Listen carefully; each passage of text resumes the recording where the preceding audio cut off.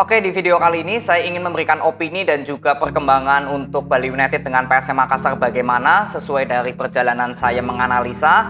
Dan tentunya di pertandingan tadi ya, kedua tim dipertemukan, Bali United berhasil untuk comeback ya setelah tertinggal dulu dan berhasil mendapatkan 3 poin setelah mengalahkan PSM Makassar dengan skor 3-2. Tapi perlu digarisbawahi bahwa di sini saya tidak akan membicarakan hasil pertandingan. Saya tidak menganggap pertandingan kali ini hasilnya itu penting untuk saya. Yang jauh lebih penting adalah melihat bagaimana perkembangan dari Teko dan juga Tavares.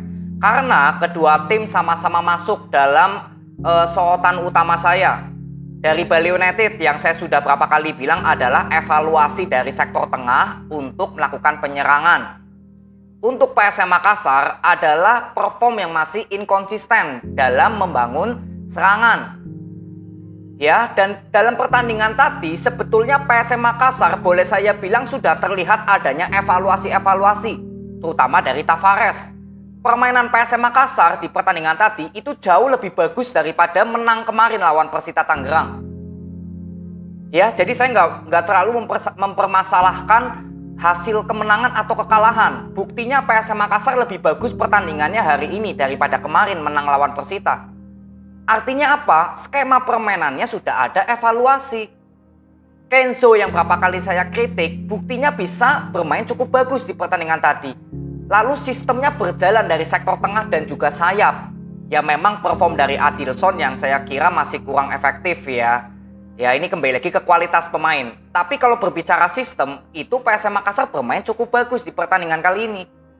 Lalu saya juga sempat memberikan kritik kemarin lawan Persita Tangerang. Kenapa Zaki Ashraf bermain untuk sektor tengah, bukan M. Arfan atau bukan Rashid Bakri, Rizky Pelu? Ya karena pemain PSM Makassar ini cadangannya nggak banyak atau nggak seimbang. Makanya saya bilang waktu itu kalau Tavares harus memiliki opsi untuk memperbanyak sektor tengah. Dan ini sudah langkah yang cukup bagus dari Tavares. Bagaimana sektor tengah yang pilihannya nggak banyak, ya sudah mengorbankan Zaki yang sebetulnya lebih bermain di sektor sayap, ya dicoba dengan peran baru sebagai pemain tengah. Memang kemarin lawan Persita nggak terlalu baik performnya saya bilang. Tapi minimal ada langkah yang sudah diambil dulu oleh Tavares. Dan di pertandingan tadi buktinya Zaki bisa bermain cukup bagus. Padahal ini baru 2 pertandingan Zaki bermain sebagai gelandang tengah. Artinya apa? Bahwa Tavares sudah ada evaluasi. Nah untuk Teko sendiri di Bali United, saya sudah bilang bahwa sektor tengah ini berapa kali nggak efektif untuk membangun serangan.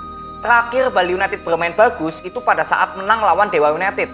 Sisanya lawan Persib Bandung, lawan Persik Kediri, lalu tadi menang lawan PSM Makassar, itu permainannya belum efektif di sektor tengah. Artinya bahwa Teko belum ada evaluasi dari yang saya beberapa kali bilang. Sidik Saimima yang performnya seringkali inkonsisten, ya terbukti di pertandingan tadi. Hampir tidak bisa mengalirkan bola dari sektor belakang dan juga mensupport Eber Besa. Peran dari Eber Besa juga di sini nggak kelihatan kontribusinya sama sekali. Saya bukan berbicara Eber Besa performnya jelek atau enggak ya. Tapi memang chemistry-nya nggak nyambung dengan Sidik Saimima Eber Besa. Saya sudah berapa kali bilang ya. Dan di sini Bali United sebetulnya masih ada Kadek Agung. Sebetulnya Kadek Agung ini bisa menjadi opsi untuk lini tengah Bali United agar bisa lebih maksimal lagi. Ya tapi ini juga kembali keputusan dari Teko. Karena sebetulnya Teko juga di babak kedua ya itu hanya mengganti pemain ya di posisi-posisi mereka. Dan ketika Bali United tertinggal 1-2, di sini Teko lebih bermain oportunis, yang artinya memasang 2 striker langsung, Spaso dengan Brandao, tanpa memperhatikan sektor tengah yang gak jalan sama sekali. Artinya di sini jelas bahwa Teko hanya ingin fokus di sektor sayap untuk melakukan penyerangan, tanpa fokus di sektor tengah. Karena 3 pertandingan secara berturut-turut, sektor tengah Bali United ini gak hidup. Jadi perbedaan dari Teko dan juga Tavares sejauh ini adalah di masalah evaluasi. Saya memberikan kritik ya sesuai dari analisa saya. Belum tentu kalian setuju ya dengan analisa saya. Tapi buktinya sejauh ini ya kalian bisa lihat. Sektor tengah penyerangan Bali United yang selalu saya kritik, ini seperti belum ada evaluasi dari Teko. Lalu untuk PSM Makassar, berapa kali saya mengkritik performnya yang kurang maksimal sistemnya. Lalu penampilan Kenzo, lalu perannya Zaki yang sebagai gelandang tengah. Ini bukti dari evaluasi Tavares. Memang di pergantian pemain kali ini mungkin Tavares nggak terlalu cepat mengganti pemain yang mungkin sudah sedikit kelelahan. Tapi itu juga bisa masuk akal. Kenapa? Karena pemain tengah yang dimiliki oleh PSM Makassar itu pemain bertipe gelandang bertahan semua. Rizky Pelu, Rashid Bakri, Akbar Tanjung ini bermain sebagai gelandang bertahan semua naturalnya, bukan pemain tengah. Andai kata pun Rizky Pelu dipaksa untuk bermain sebagai box to box, Rizky Pelu nggak memiliki kecepatan.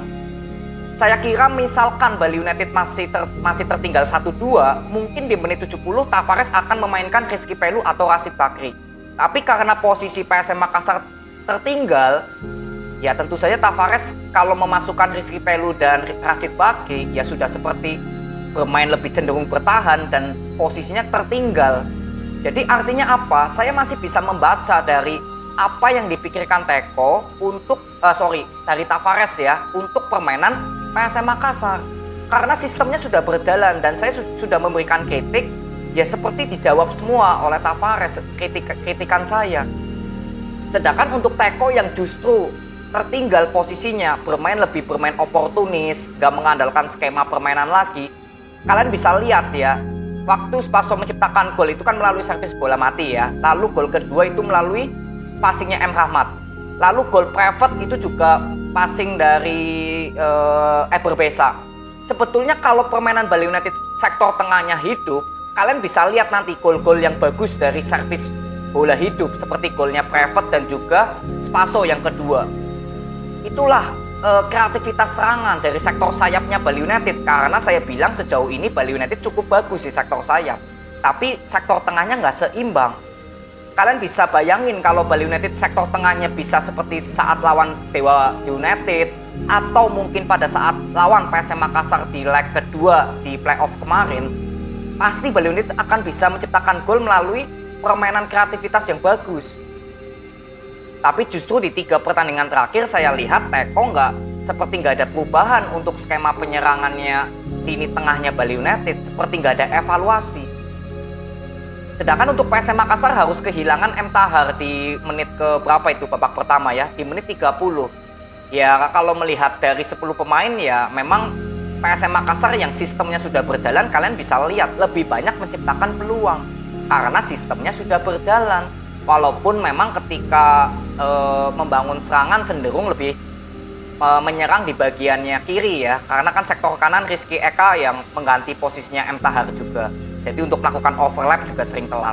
Makanya di babak kedua Adilson lebih bermain digeser ke kanan agar penyerangan PSM Makassar di babak kedua ya sudah seimbang, nggak hanya mengandalkan sektor kiri.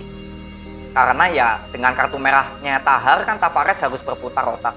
Jadi artinya dari kesimpulan pertandingan ini, saya nggak mempermasalahkan hasil kemenangan untuk Bali United, kekalahan untuk PSM Makassar, tapi yang saya fokuskan hanya di perform dari kedua tim untuk kedua pelatih. Dan kesimpulan saya, ya Teko belum ada evaluasi. Dari 3 pertandingan terakhir ya, saya nggak lihat ada evaluasi dari sektor tengah Bali United untuk bisa hidup lagi untuk penyerangannya.